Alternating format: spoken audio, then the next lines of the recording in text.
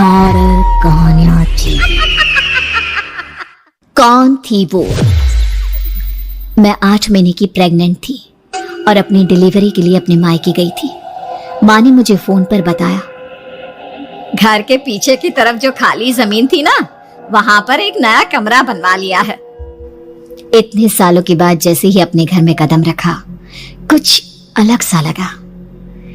माँ, ये घर के पीछे की तरफ नया कमरा बनवाने की क्या जरूरत थी? अरे बेटा, घर के पीछे दूर दूर तक खाली जमीन है। तेरे पापा को कई दिनों से लग रहा था कि यहाँ पर एक कमरा बनवा लेंगे तो ताजा हवा मिल जाया करेगी। अब तो ये सब छोड़ और चल जल्दी से दूध पी ले। माँ, मैं थोड़ी देर में पी लूंगी, आप सो जाओ। मैंने दूध का गिलास उठाकर उस खिड़की में रख दिया। पता नहीं कब आंख लग गई। अचानक से खिड़की के पल्लों के खड़कने की तेज आवाज आई। दूध का गिलास धड़ाम से जमीन पर आ गिरा। जमीन पर गिरते ही दूध का रंग लाल हो चुका था। मैंने खिड़की से झांक कर बाहर देखा। चारों तरफ धुप अंधेरा था। उस अंधेरे की तरफ से कुछ आवाजें आ रही थी, जैसे छोटे बच्चे आपस में खिलखिलाकर मस्ती कर रहे हो।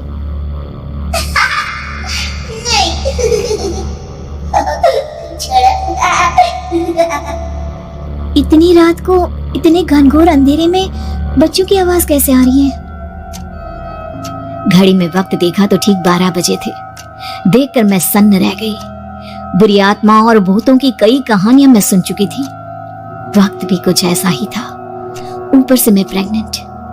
सुना था कि ऐसे वक्त में अक्सर बुरी आत्माएं औरतों का पीछा करती है, तो क्या मेरे पीछे भी?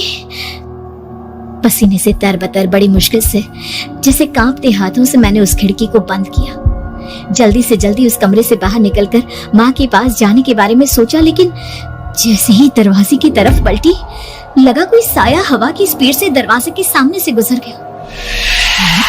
मेरे गले में अटक कर रह गई। मैं जोर से चीख कर माँ को बुलाना चाहती थी, लेकिन वो आवाज खुद मेरे कानों तक नहीं पहुंच पा रही थी।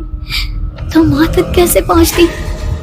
खिड़की के पल्ले एक बार फिर तेज हवा के झोंके से धड़ाम करके खुल गया और पूरी ताकत से मैं चीख पड़ी। जानती थी मेरी चीख की आवाज सुनकर कुछ ही सेकंड में माँ वहां पहुंच जाएगी, लेकिन ऐसा कुछ हुआ ही नहीं। मेरा कलेजा डर के मारे फटा जा रहा था।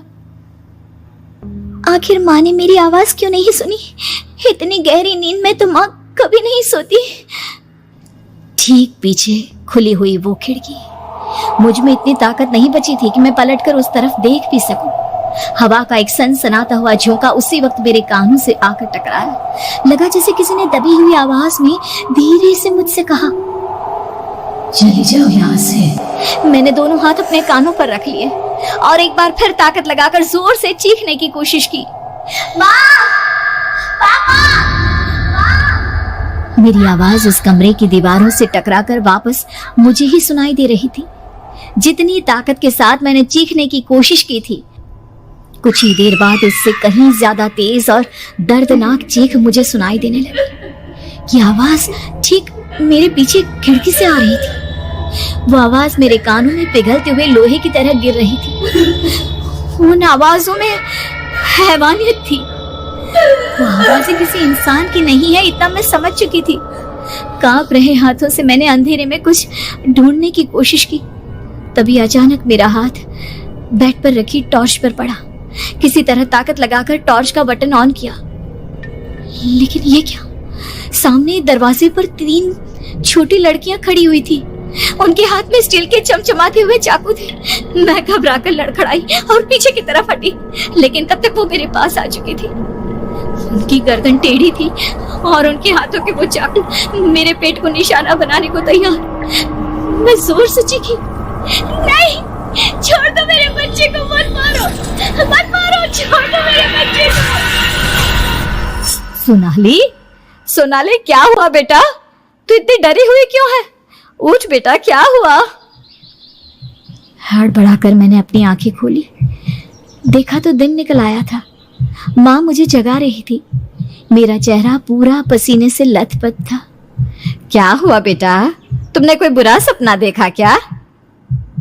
मैं अभी तक अपने पूरे होश में नहीं थी।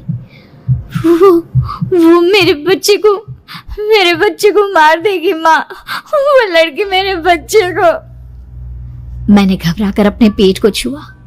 सब कुछ ठीक था। और वो दूध जो रात को यहाँ पर गिर गया था, उसका रंग लाल हो गया था। माँ ने हंसते हुए दूध का गिलास मुझे दिखाया।